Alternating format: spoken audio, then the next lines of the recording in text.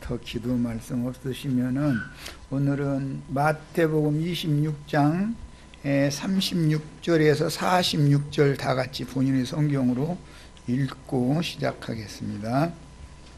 이 말씀은 지나간 그 두 번 주중 집회에서 말씀이 이미 증거가 됐고, 오늘은 이제 마감을 하는 시간을 갖는 겁니다. 자, 같이 읽습니다. 이에 예수께서 지휘자들과 함께 겟세마네라 하는 곳에 이르러 지휘자들에게 이르시되, 내가 저기 가서 기도할 동안에 너희는 여기 앉아 있으라 하시고, 베드로와 세베대의 두 아들을 데리고 가실새 고민하고 슬퍼하사 이에 말씀하시되, 내 마음이 매우 고민하여 죽게 되었으니 너희는 여기 머물러 나와 함께 깨어 있으라 하시고, 조금 나아가사 얼굴을 땅에 대시고 엎드려 기도하여 이르시되, 내 아버지여, 만일 할만하시거든 이 잔을 내게서 지나가게 하옵소서. 그러나 나의 원대로 마옵시고 아버지의 원대로 하옵소서 하시고, 지휘자들에게 오사 그 자는 것을 보시고 베드로에게 말씀하시되, 한 시간도 이렇게 깨어 있을 수 없더냐. 시험에 들지 않게 깨어 기도하라.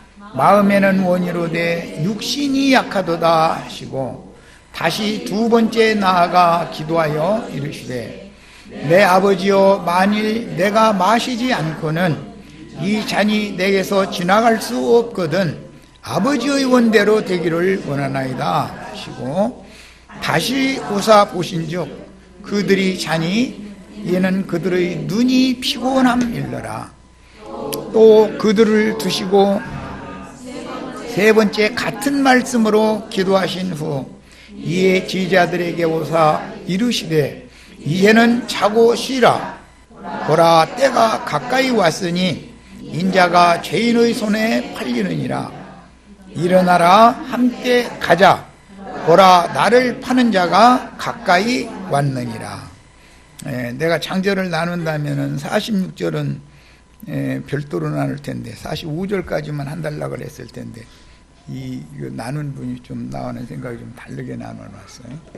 자,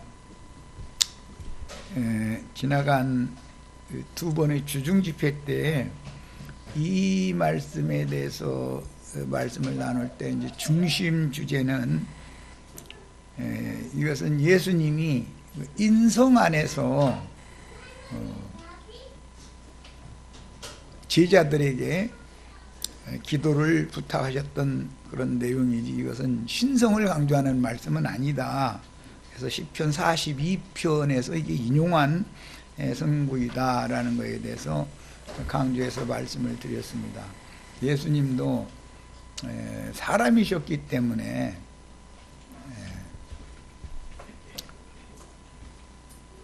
이런 상황에 처해졌을 때 예수님의 그 심정도 굉장히 복잡하셨었다라는 것을 알 수가 있는 거예요. 인간은 다 마찬가지죠. 예수님도 히브리서에 이제 이 말씀을 5장에서 증거를 할 때 보면, 그분이 육체에 계셨을 때 하나님의 아들이시라도 자기를 구원하실 이에게 심한 통곡과 눈물로 호소를 하셨었다, 이렇게 표현을 했어요. 문맥의 그 흐름을 이해를 돕기 위해서 누가복음, 마가복음은 이제 비슷한 그 내용으로 되어 있고, 누가복음 22장 같이 보겠습니다. 누가복음 22장 39절부터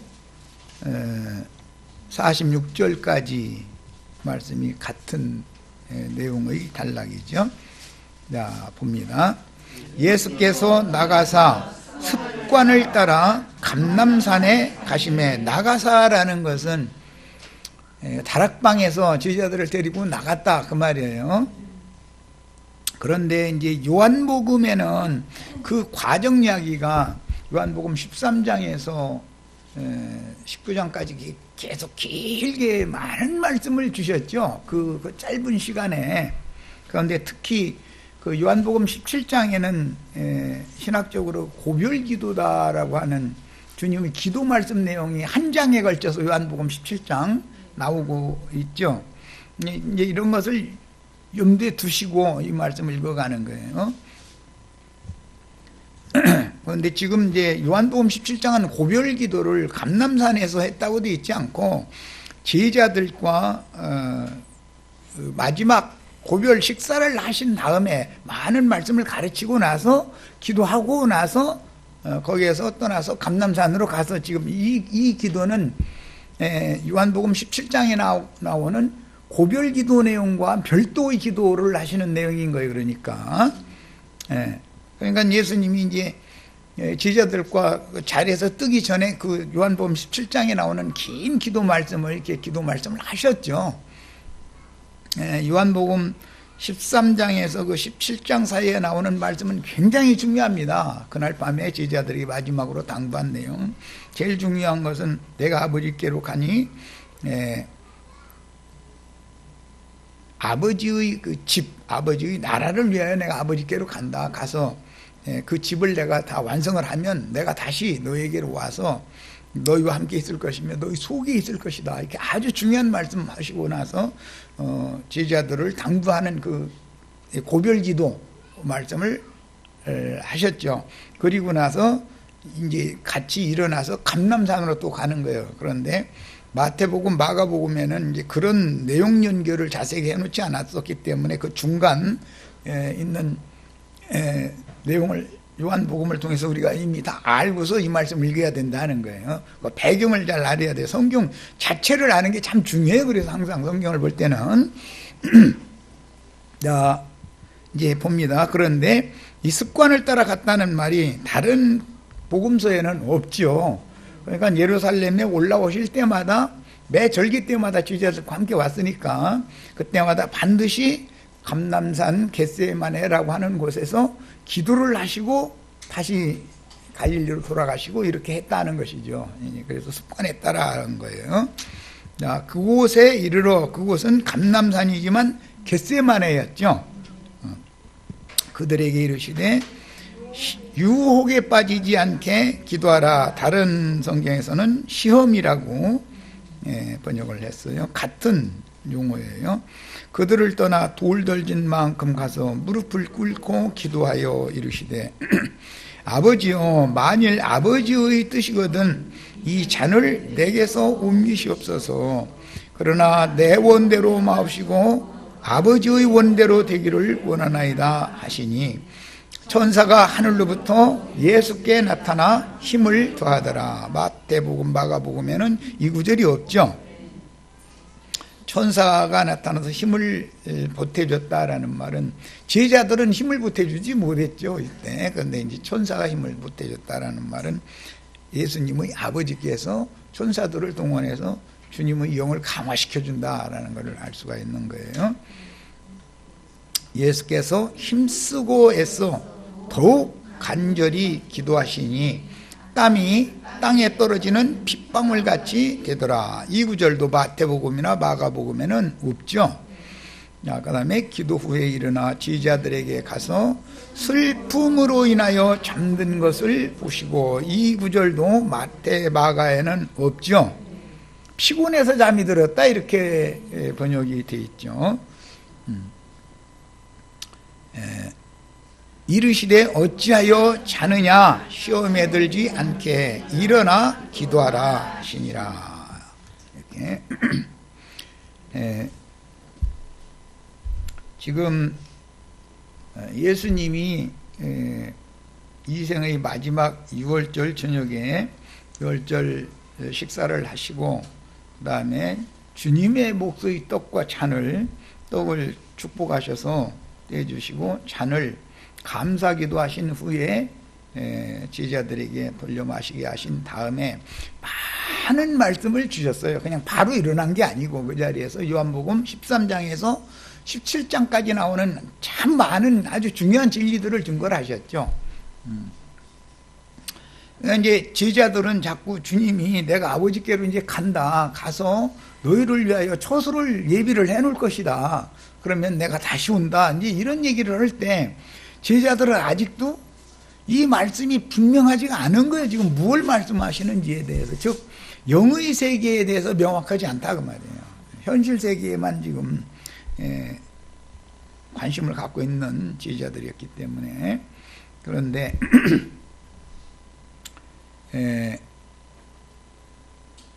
첫 번째 가서 기도를 하시고 나서 제자들에게 기도 부탁을 하셨지만 와서 보니까 슬픔을 인하여, 오늘 누가복음에 이렇게 돼 있죠? 잠이 들었더라는 거예요. 사람이 슬프면 잠이 와요? 더 말똥말똥하죠? 그러니까 이게 말하고자 하는 의도를 잘 이해를 하실 필요가 있는 거예요. 슬픔을 인하여 잠든 것과 유혹을 받지 않도록, 즉 시험을 받지 않도록 깨어서 기도를 하라고 한 것과는 연관성이 있는 말이죠. 이게 주님의 당부는 시험에 들지 않도록 깨어서 기도를 하라는 당부였는데 제자들은 슬픔을 인하여 잠이 들었더라는 거예요. 그러니까 그게 서로 연관성이 있잖아요. 제자들의 상황과 예수님의 상황이 너무 극과 극으로 지금 다르다는 걸 표현을 해놨어요. 이제 이런 말씀을 통해서 우리가 꼭 이해를 해야 되는 게 뭐냐면, 누가복음에는 유혹에 빠지지 않게 해라고 그랬고 마태바가에서는 시험에 들지 않도록 기도를 해라 이렇게 표현을 하셨는데, 그 같은 이제 용어입니다. 페라스모스라고 하는. 이것은 많은 어지러운 생각들에 잡힌다. 그 다음에 육신에 속한 많은 일들, 그 다음에 이런 것 때문에 극심한 번민에 빠진다. 그런 뜻이에요. 그것이 유혹당하는 거예요. 사탄에게 시험받는 거예요. 예수님께서 이런 부탁을 하셨을 때 예수님도 시편 42편의 내용을 보면 주님께 많은 반대, 회방하는 자들이 주위에 많은 이들이 있었지만 이 자리에까지 주님을 전폭적으로 지지해가면서 따라준 자들이 제자들이잖아요. 많은 제자들이 있지만 그 중에 이 11제자는 아주 주님이 특별히 주님의 나라를 위하여 쓰셔야 되는 그런 이제 종들인데, 그 종들에게 유혹에 빠지지 않도록, 즉 시험에 떨어지지 않도록 깨어서 기도를 나와 같이 해다고 이제 부탁을 했는데 제자들은 그 기도에 동력을 하지 못했다는 내용이에요. 그러면 왜 제자들이 기도에 동력하지 못했는가? 이것은 시험에 빠지지 말아야 된다는 것을 반대로 지금 했다는 말이죠. 시험에 빠졌다는 뜻이죠. 유혹에 떨어졌다, 지금 그 말이죠. 그런데 이제 마태복음과 마가복음에는 눈이 피곤해서 잠이 들었다 그랬으니까 눈이 피곤한 것과 시험에 빠지는 것이 관련성이 있는 말이잖아요. 조금 전에 내가 소개를 해드린 것처럼 유혹에 빠진다, 시험에 든다, 이 말은 어지러운 많은 생각들, 주님께서 요한복음 13장에서 17장에 이르는 많은 말씀과 고별기도 내용 이런 걸 다 들으면 분위기가 좀 뭔가 이상한 걸 느낄 거 아니겠어요? 그런데 명확하지는 않은 거죠. 지금 제자들이 상황이, 분위기는 뭔가 지금 뭔가 이상한 거예요. 그러니까 이제 제자들이 많은 사념에 잡히죠. 당연히. 왜 그러느냐, 예수님이 이번 유월절 때 하루만 지나면 내일 왕으로 등극을 하시면 내가 우편에 앉고 좌편에 앉고 이 생각이 자꾸 가리는 것이죠. 실제 상황을 자꾸 막는 거예요. 자기 나름의 생각들이 있으니까. 그러니까 이게 어지러운 생각들로 말미암아서 생각이 자꾸 둔해진다 이거예요. 육신의 일, 땅의 일, 세상의 일, 이런 것 때문에 어지러운 생각에 잡혀버리는 거예요. 이것이 시험에 드는 상태다 이거예요. 이 말은 영적으로 이제 표현을 하자면 육신의 생각에 너의 생각이 흔들리지 말고 나와 한 영이 되고 한 마음이 되어져서 말하자면 합심 기도라고 그러는데 동역하는 기도를 좀 해다고 그게 깨어서 기도하는 거죠. 그런데 제자들은 그렇게 못했다는 거예요. 마태복음 오늘 읽은 말씀에는 마음은 그렇게 하고 싶은데 육신이 약해서 그게 안 됐다. 이제 답이 이렇게 돼 있죠. 성경 자체에. 그 육신이 약하다라는 말을 거기 육신이라는 말은 이런 인간의 몸을 말하는 것이 아니고 인간의 몸을 구성하고 있는 겉사람의 구성 요소는 혈기와 육신의 각색 정욕들이 옛사람을 구성하고 있기 때문에 실제는 그것 때문에 주님의 말씀이 안 들어오고 다치고 생각이 혼란스럽고 이렇게 하다 보니까는 오늘 말씀에는 잠들었다고 그러지만 여기 잠들었다는 말이 육신적으로 누워서 이렇게 잤다라고 생각하면 안 되는 말이다 이거예요. 비유적인 표현이죠. 그 영이 깨어있는 상태가 되지 못했더라 이거예요. 아주 혼잡한 거예요. 이 상황이 어떻게 돌아가는지에 대해서 명확하지가 않은 거예요. 이것을 주님이 오실 때는 영적으로 그게 죽은 상태로 보기 때문에 잠이 들었다 이렇게 표현을 했어요. 이제 이런 성경을 읽을 때 잘못 읽으면은 예수님 저희가 기도하시고 부탁했는데 불과 그것도 잠깐도 못 참고 그냥 졸려서 그냥 자꾸만 이렇게 읽어버리면 큰일 난단 말이에요. 말하고자 하는 의도는 그런 뜻이 아니다 이거예요. 성경이라는 건 생각이 너무 어지럽다 보니까 영이 깨어있지 못한 상태다 그래요. 이것을 잠들었다 이렇게 표현을 한 거예요. 우리도 얼마든지 그럴 수 있죠. 멀쩡하게 눈 뜨고 있지만 잠들 수 있죠. 영적으로는 그럴 수가 있는 거예요. 그럼 왜 그래요? 마귀의 유혹에 사탄의 시험이 들었기 때문에 그렇다. 그러면 그 시험하는 것은 뭐냐? 육신이단 말이야. 육신. 아버지 집을 내가 완성을 하면 너에게 다시 와서 너희를 나 있는 곳에 인도해서 너희도 나와 함께 있게 해주겠다. 이 말씀이 축복한 잔을 나누라고 하신 다음에 아무 말도 안 하는 게 아니라 그 말씀부터 시작해서 여기까지 오는 것이단 말이야. 마지막 고별 기도까지 요한복음 13장에서 17장까지 아주 굉장히 중요한 진리를 말씀을 참 많이 하셨죠. 보면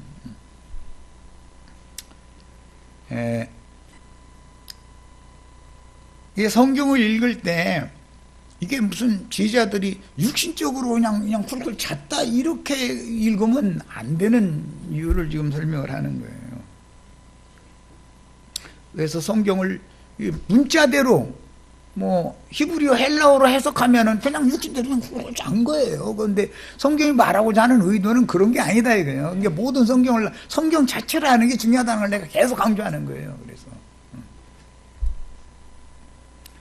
이 말은 사탄에게 큰 시험을 당했다.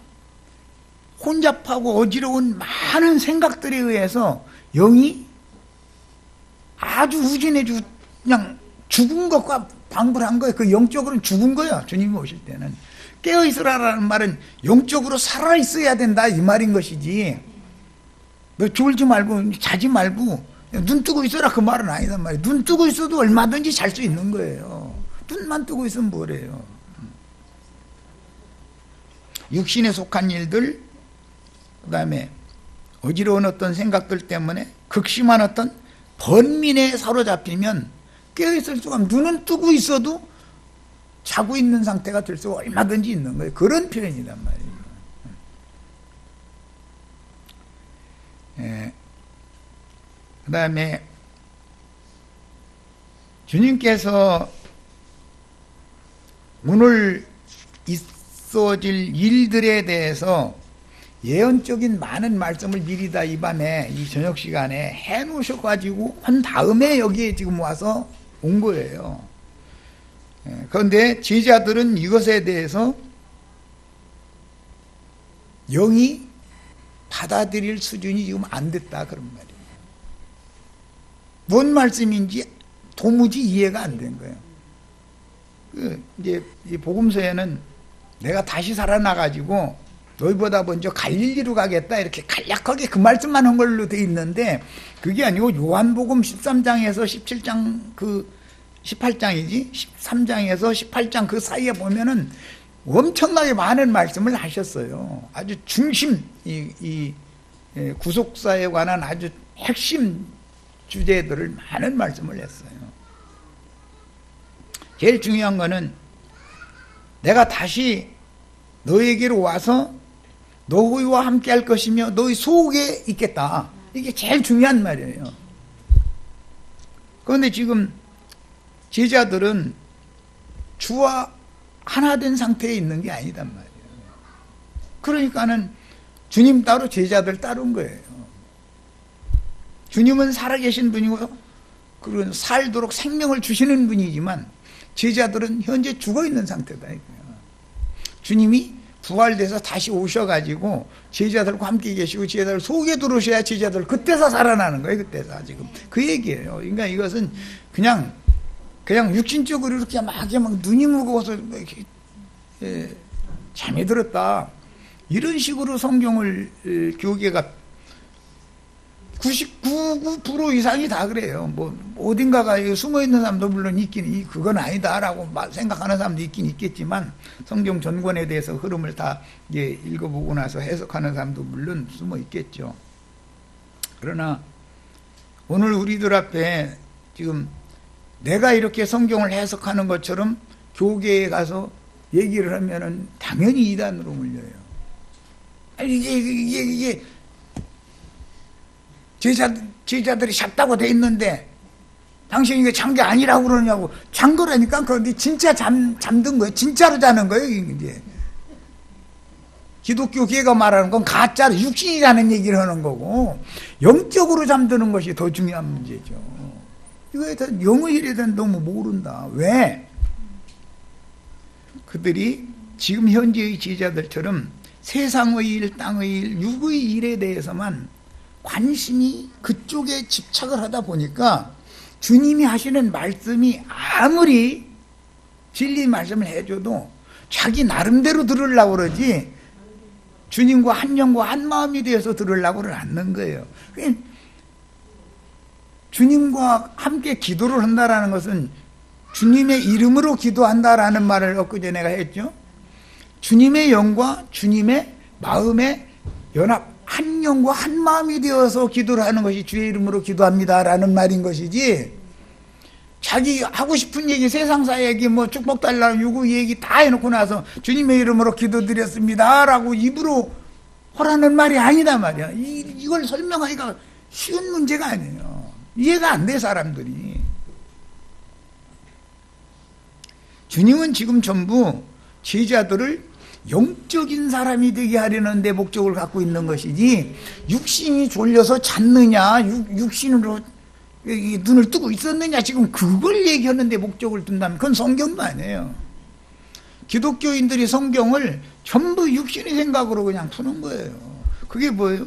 문자의 의문에 따라 산다 이거야. 신학적으로 무슨 원어가 어떻고 뭐 전부 다 그러거든요. 단어사전 헬라어 사전이나 히브리어 사전 찾아서 해석하면은 그 말이 맞죠. 기독교계가 하는 말이. 그게 맞아요. 그러나 성경이 말하고자 하는 의도는 감춰져 있는 거다. 전혀 그런 뜻이 아니다. 제자들이 첫째는 주님과 약조를 할 때 다른 많은 사람들이 다 주님을 인하여 실족당할지라도 우리는 실족당할 일이 없습니다. 그런데 제자들은 다른 제자들이 실족할지라도 나는 절대 실족하지 않겠다. 제자들과도 또 비해 그 다른 제자들은 다른 사람들과 비교를 하고 베드로는 제자들 중에서도 나만은 특별하다 이렇게 생각을 했단 말이에요. 그러니까 그때 당시 그 제자들이 생각이 어땠는지를 알 수 있단 말이에요. 두 번째는 주님께서 네가 오늘 나를 두 번 닭이 울기 전에 3번 나를 부인하리라 라고 말씀하시니까 내가 죽는 데까지 주님과 함께 가겠다 그랬어요. 그 요한복음에 보면 도마가 그랬나? 우리 예수와 함께 죽으러 가자 이랬죠? 그랬죠? 제자들이 다 그럴 마음이면 그럼 그게 거짓말이냐? 요한복음 14장에 그 도마가 우리 예수와 함께 죽으러 가자 한 말이 괜히 입에 붙은 소리 하는 게 아니에요. 내가 베드로 형님한테 지겠어? 베드로 혼자 죽는 데까지 가면 돼? 그러지 말고 내가 직접 내가 앞장서서 갈 거야. 그러니까 여러분도 따라와. 예수님이 지금 죽으러 간다는데 나 같이 가자 말이요. 이랬다는 거예요. 그러니까 그때 당시 제자들이 분위기가 어땠는지를 알 수 있지 않냐 그 말이야. 그럼 제자들이 마음이 다 거짓 부르는 마음이었겠냔 말이에요.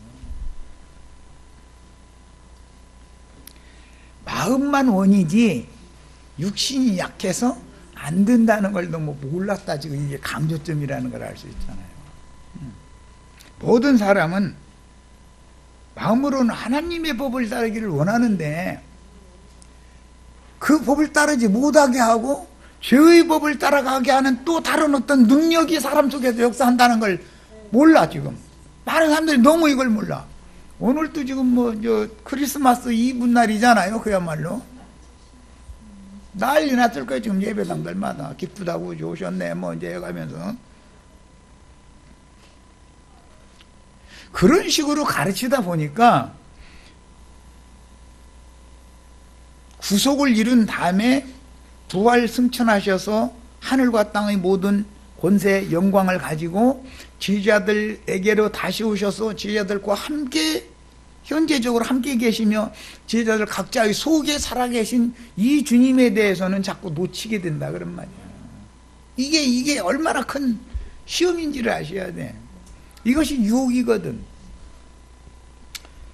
주님께서는 구속을 위하여 육신을 입고 오셨고 육신을 벗는 목적은 영으로 다시 오고자 하는 것이죠. 그럼 이제 기독교계에서는 말씀이신 하나님이 육신이 되어 오신 거에 대해서 부정해요. 입으로는 그 요한복음 그걸 읽어요. 입으로는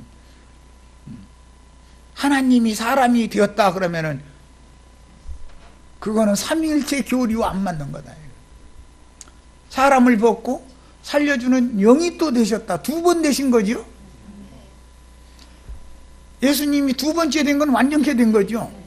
말씀이 육신이 된 건 완전한 게 아니에요. 육신이라는 건 예수님도 여전히 약함을 갖고 있는 거예요. 살려주는 영이 된 2번째 된 건 완전케 되신 거거든. 이게. 이렇게 하면 하나님이 말이요 뭐가 된다라고 하는 것은 말이요 그거는 삼위일체 교리 안 맞다 이거예요.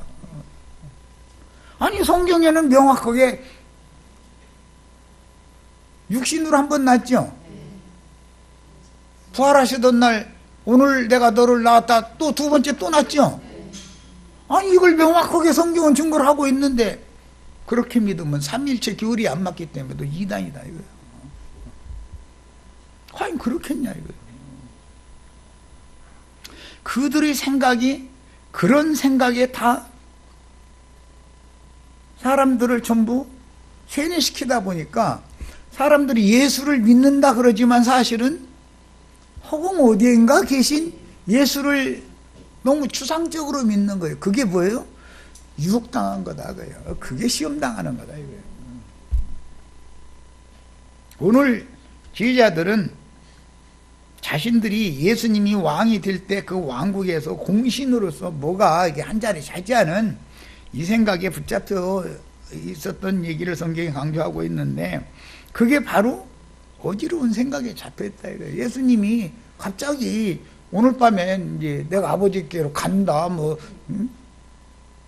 너희를 위하여 초소를 예비하러 간다 이런 얘기 했다니까 도대체 아니 내일 왕되는 얘기는 안 해주시고 그들이 원하는 것만 들으려고 그래. 인간이라는 거는 그렇습니다.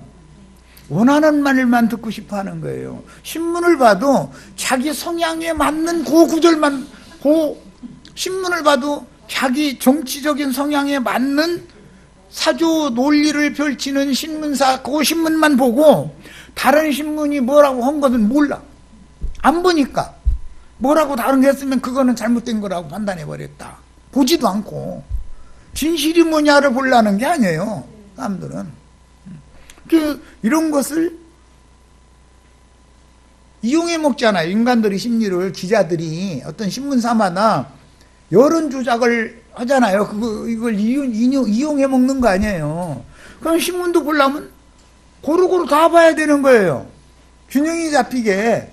그래야 진실을 알 수 있잖아요. 진실이 뭐냐가 중요한 것이지 어떤 회사의 논조가 어떤 신문사의 사설이 중요한 게 아니에요. 그게 그렇게 중요한 거예요? 그건 그들의 생각을 말하는 건데 진실은 뭐냐가 더 중요하잖아요. 그런데 진실은 다 가리고 자기네들이 원하는 쪽으로 끌고 나가면 거기에 편승하게 하는 거예요.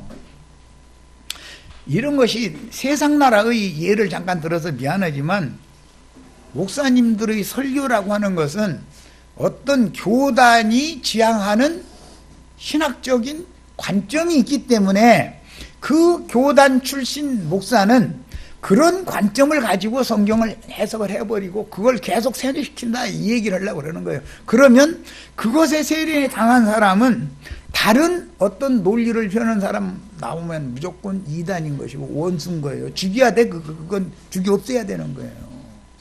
그럼 그게 바른 신앙이겠냐 이 말이에요. 뭐든지 진실이 중요한 거잖아요.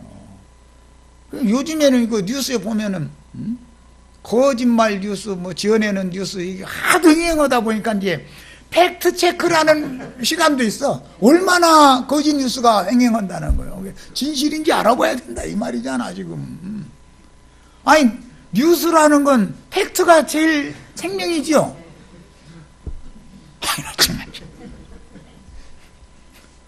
그 목사님 설교를 들으면 우리도 팩트 체크를 해야 된다 이거 이제. 아이 나 이거 정말 참 힘드는 세상이 온 거야.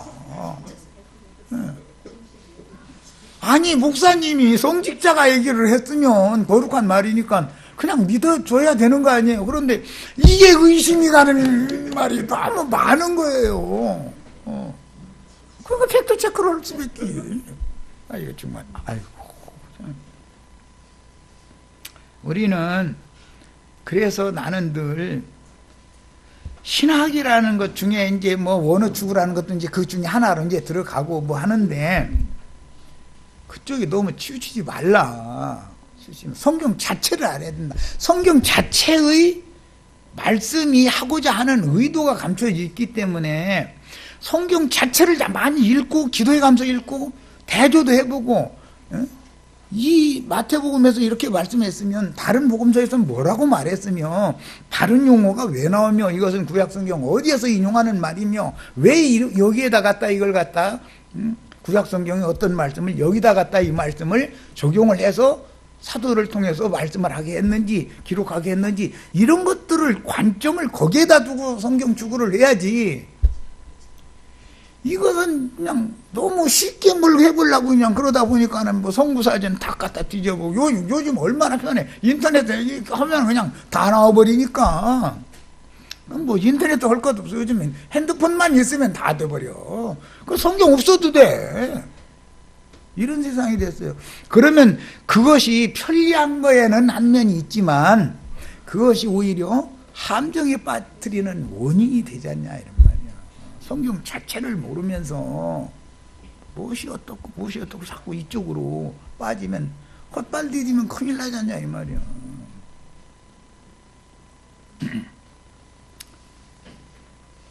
그 다음에 이제 오늘 말씀에는 매우 중요한 말씀이 나왔는데 육신이 약하도다. 이 육신이라는 이 용어는 글자대로 하자면 유대인들이 아이를 낳으면 제8일째 되는 날은 성전에 데리고 가서 제사장에 의해서 할례를 행하죠.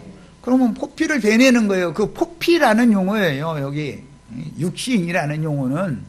그러면 육신이 약하다라는 말은 문자대로 신학적으로 하자면 포피가 약하다 이제 이 말인데, 그게 과연 그쪽으로 단어 사전이나 히브리어나 헬라어 단어 사전 추구해가지고 그쪽을 해석하면 이게 맞겠냐 그 말이야. 그렇게만 하면 함정이 들지 않냐 이 말이야. 그냥 살덩어리 살코기 그런 뜻이요. 단순히 부드러운 살이라는 말이요. 그냥 육신 이렇게 하면, 이 말은 사람은 겉사람이 혈과 육으로 그 정신세계가 조성이 돼 있죠. 혈의 기운이 있어요. 육은 여러 가지의 정욕들이 있어요. 먼저는 오늘 이제 이 말씀대로 하자면 수면욕이죠. 졸리면 사람 못 사는 거예요. 졸음 이길 수 있어요? 눈이 막 졸리면은 염치체면 없어. 시아버지가 앞에서 말씀하시는데 나는 어젯밤 잠 못 잤더니 막 이러면 꾸벅꾸벅 졸고 있으면 이 버릇없는 요놈 봐라 이럴 거 아니에요. 시아버지가 말씀하시는데 말씀도 안 끝나는데 앞에서 꾸벅꾸벅 하고 있으면, 뭐 물론 이제 시아버지 정도 되고 이제 나이가 있으니까 애가 어젯밤에 애가 새끼 젖빨리고 먹으느라고 참 못 잤는가 보다 싶어서, 얘 저기 내가 길게 얘기할 필요도 없겠다. 너 들어가 자거라. 이제 뭐 시아버지 정도 되면 당연히 딱 알고 이제 그렇게 해야죠. 그런데 또 율법대로 요놈 봐라 요놈. 야, 너희 친정애비한테 그렇게 배워서 또 이렇게 나가면 이거 참 큰일 나는 거죠. 육신이라는 거는 혈 속에는 혈기가 있는 것이고 육 속에는 많은 욕심이라는 것이 있어. 욕구들이 있단 말이야. 수면욕이 있고 못 먹으면 배고픔은 못 견디죠. 시장에 지나가는데 배고프면 냄새가 이상하게 그 쏠쏠쏠쏠 들어와. 음식 냄새가.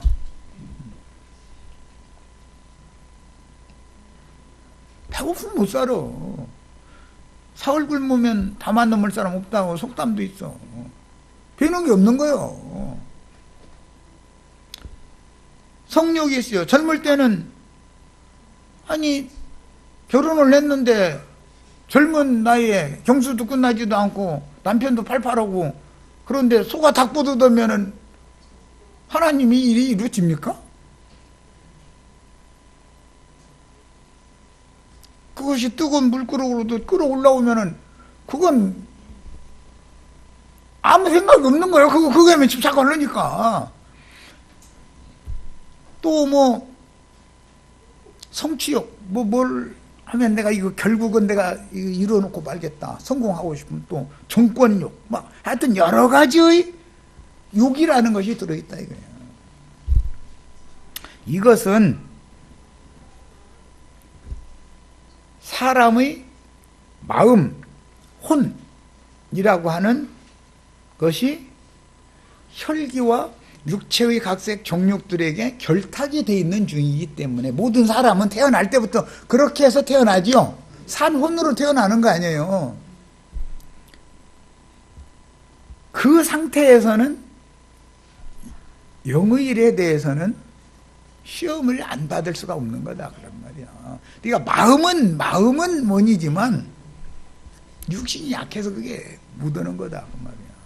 육신이 약하다고 잠들었다 이렇게 표현을 하면 문자대로 하면은 이게 육신적인 잠들었다는 말이 아니라는 증거를 내가 하느라 그래요. 그 말이 아니잖아요.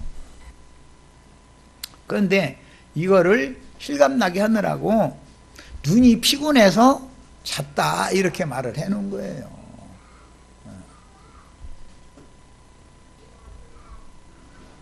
무슨 그 시간에 오늘 누가복음 읽은 거 보면 슬픔을 인하여 잠들었다 이렇게 돼 있는데 그 슬픔이라는 것이 그럼 뭐겠냐. 두 가지 장담을 한 것이 깨지는 것을 자기 스스로 알지 않냐 이 말이야. 주님을 인하 실족하지 않겠다는 것이나 죽는 데까지 따라가겠다고 한 이 약속을 지킬 수 없다라는 걸 예수님이 이 밤에 제자들에게 가르치느라고 그러는 거 아니에요. 그러면 사단이 여기에서 주님의 일에 쓰임을 받아야 된다 이거예요. 육체 속에는 뭐가 거한다겠어요? 육체 속에는 죄가 거한다 그랬어요. 그 육체라는 게 이 육신이라는 말이에요. 문자대로 자면 포피라는 말이에요. 그냥 단어대로 자면. 예. 아니 애기 포피에 뭔 죄가 있습니까? 그 말이 됩니까?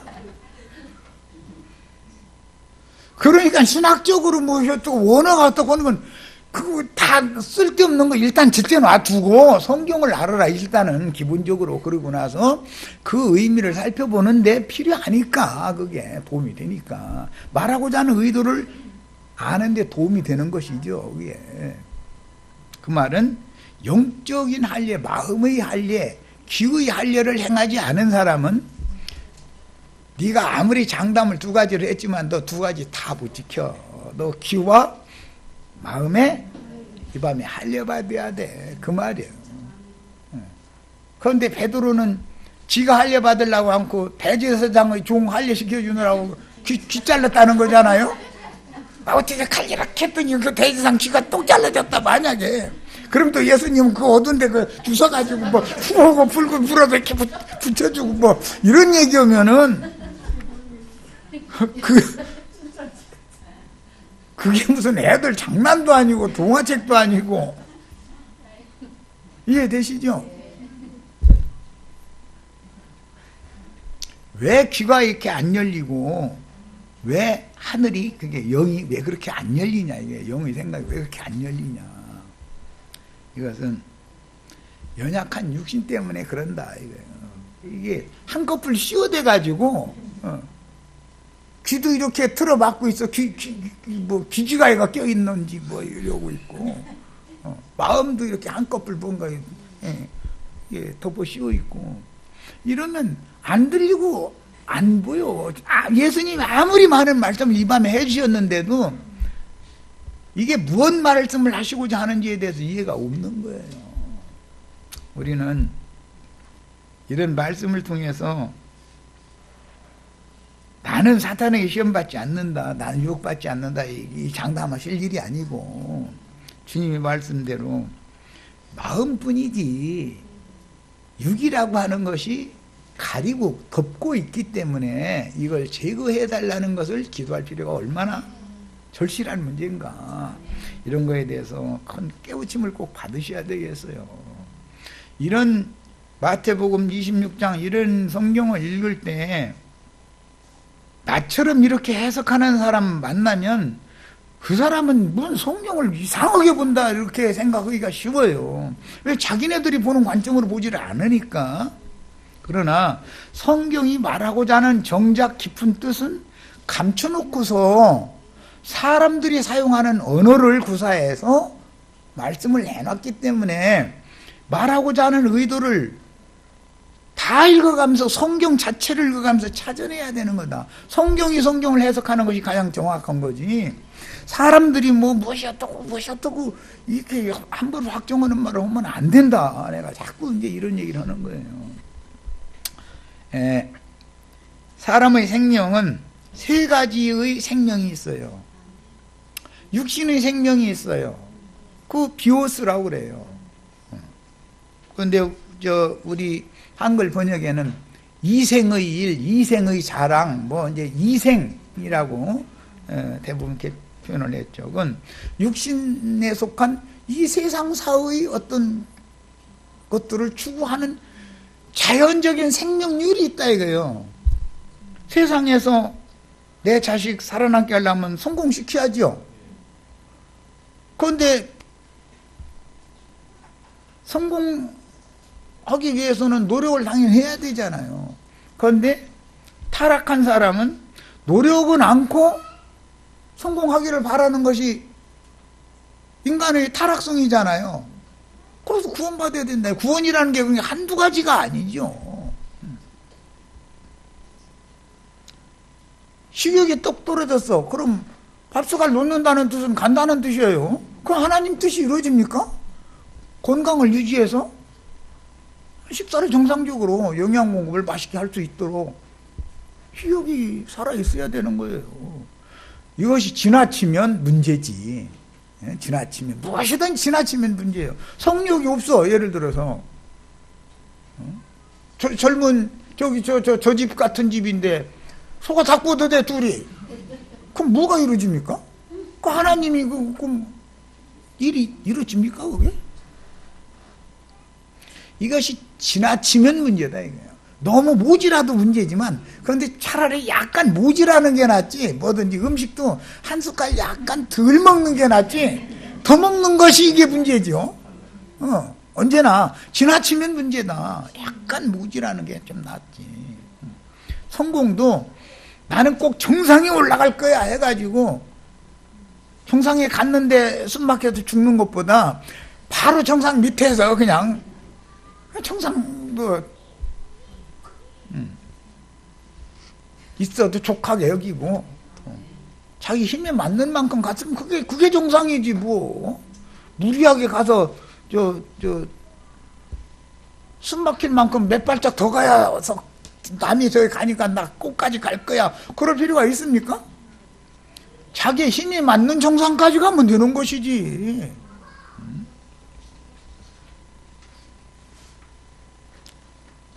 매사가 다 그렇습니다.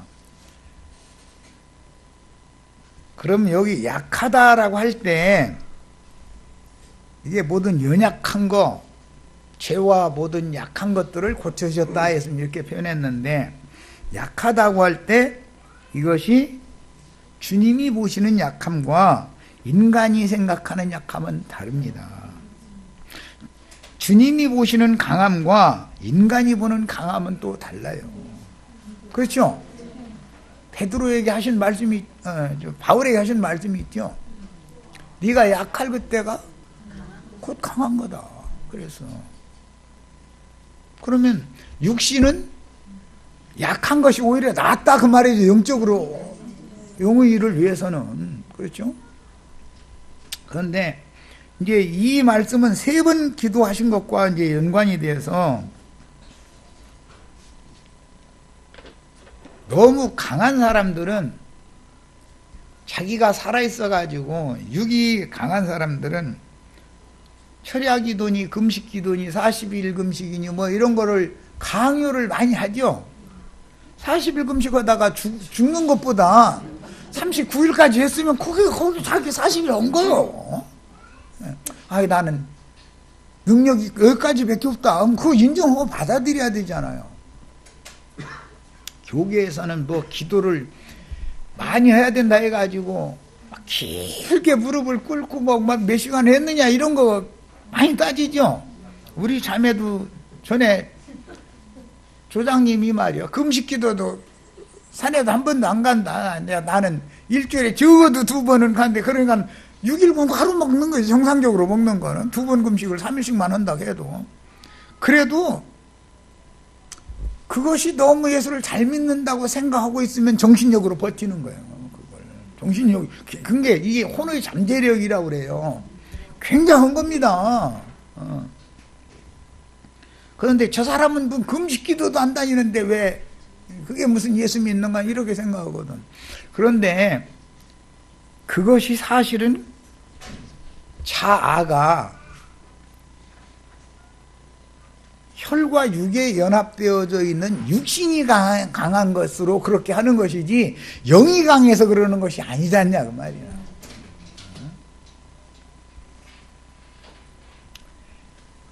육신이 약한 것이 무슨 놀림거리가 될 문제도 아니고, 육신을 강하게 만들어 놨으면 예수 믿을 사람 생겨요, 안 생겨요? 겉으로는 아주 유순해 보이고 해도 어마어마하게 강한 사람들 많죠. 이거는 주님이 보실 때는 그것이 약한 거예요. 오히려 인간이 볼 때는 자기 힘이 미치지 못하는 것이 약한 거지만, 주님이 보실 때는 힘이 너무 강한 것이 약점이에요. 그게 인간의 약점이라는 건 그건 거예요.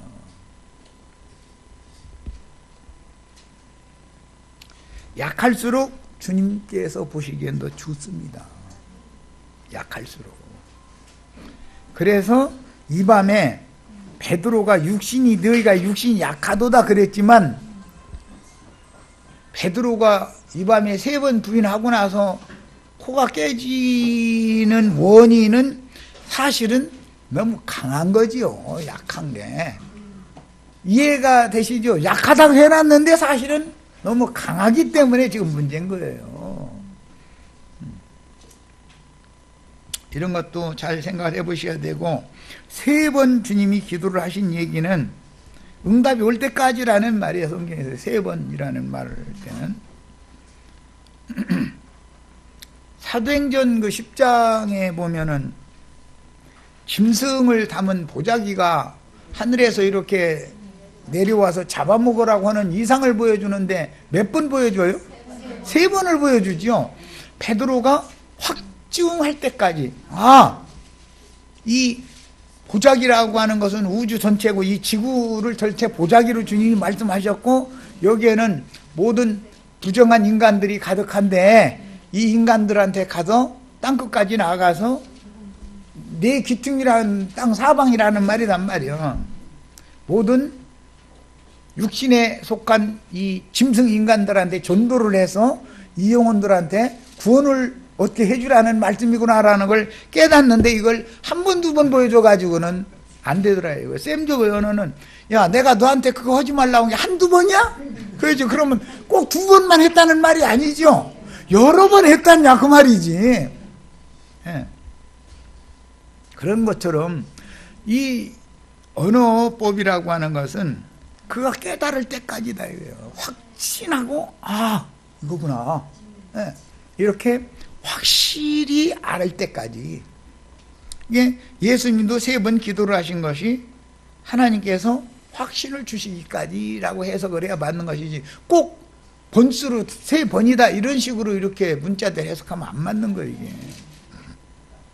그 다음에 바울 사도가 고린도 후서 12장에 보면 나에게 말씀하시고 보여주신 것이 그 이상과 계시가 지극히 크므로 나에게 사탄의 사자를 붙여줘가지고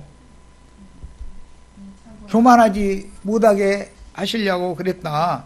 그런데 자기 생각하고 하나님 생각하고 안 맞으니까 얘 좀 나 따라다니지 말게 좀 해달라고. 아니 나 얘 때문에 전도하는데 방해받는다고 그랬다는 거예요. 이거 좀 치워달라고. 그랬더니 내 은혜가 네게 족하도다. 네가 약할 그때가 곧 강할 때다. 그랬다는 거예요. 그러니까 이 3번 기도하신 내용과 육신이 약하도다라고 하는 이 내용을 문자대로 신학으로 무슨 헬라어 단어 사전 주셔서 이거 해석하면 맞아요, 안 맞아요? 안 맞는 거예요. 말하고자 하는 의도가 다 왜곡될 수가 있는 거예요. 성경 자체는 말하고자 하는 뜻을 딴 데다 감춰두고 있다 이거예요. 우리도 내가 기도를 계속해도 주님이 내 기도를 안 들어주셔야 깨지지. 교계에서는 뮬러의 기도 몇십만 번 기도응답 받았고 이 얘기 설교하면은 아멘 하고 다 난리죠. 한 면에서는 육신에 속하고 어린아이 신앙일 때는 앙망대고 울어대면 아이스크림 사내라고 졸라대면 자기 손자 이기는 할아버지는 세상에 하나도 없어. 못 이겨. 걔는 어떻게 하면 이걸 나온다는 걸 알고서 걔가 나보다 한 수가 더 높아. 그 면에서는 이 어린 것이 어떻게 이렇게 잘 돌아가는지 그 말도 말해서 달래잖아요. 그것도 그 먹으면은 아토피도 생기고 또 안 좋고 밥맛도 없어지고 밥 안 먹어도 좋다 이거야. 아토피에 상관없다 이거야. 내 눈에 어떻게 할 거야 이거. 그리고 가게 앞에 일부러 놀러 가자고 하는데 어디로 가나 보면 졸졸 따라가면 가게 앞에 딱 가서 목말라 이렇게 나오는 데는 목마르다는데 어떻게 할 거요. 많이 아는 일이지만 할 듯이 그럼 이거 하나만 사줄 거야? 오늘은 하나뿐이야. 그럼 하나뿐이라고 그러지 이따 또 달라고 한다고 하나. 못 당해. 줘야 되는 거예요. 그런 응답받은 걸 자랑하는 사람이라는 것은 신앙의 수준이 어떻다는 걸 알 수 있는 거 아니냐. 주님이 정작 말씀하시는 건 사도들이 뭐 기도를 했는데 응답을 즉시 해줬다라고 돼 있는 게 아니고 나한테 할 만큼 했어. 이제 됐어. 이제 그만 졸라. 이렇게 하는 것이 확실한 응답이죠. 그러면 그때 딱 깨달아야 된다 이런 말이에요. 이것이 할례받은 정상적인 주님의 종들이 되는 과정인 거다. 그래서 우리는 이제 육신의 일, 땅의 일에 대해서 세상 사랑하라고 가르치는 목사님 하나도 없어요. 그런데 다른 면으로 가서 무엇이 잘되게 해달라고 기도하자고 이렇게 하니까 자기 스스로 하는 말이 이율배반적인 건데 이것이 유혹이다 이거예요. 이게 이기는 자 얘기가 나오면 사탄의 유혹, 사탄의 시험을 이기는 게 이제 이기는 건데 사탄의 유혹이라는 것이 어떻게 오는지를 이해를 하셨으면 말씀을 이제 마칠 거예요. 세상 사랑하라고 가르치지 않습니다. 강대상에서 세상 사랑하지 말라고. 세상 사랑하는 건 다 지나가는 일들이고 유구 일들이라는 건 무슨 가치가 있느냐 이렇게 해놔요. 강대상에서 말할 때는 그럴싸해요. 그 말할 때는 또. 그런데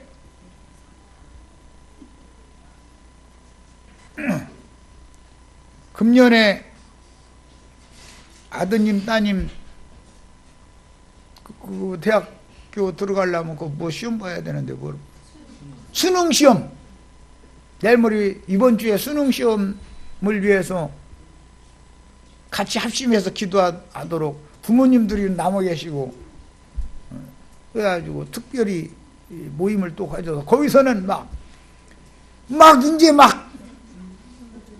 기도를 해야 되는 거예요. 그러면은 아까 설교한 내용과 지금 하는 내용은 뭐예요?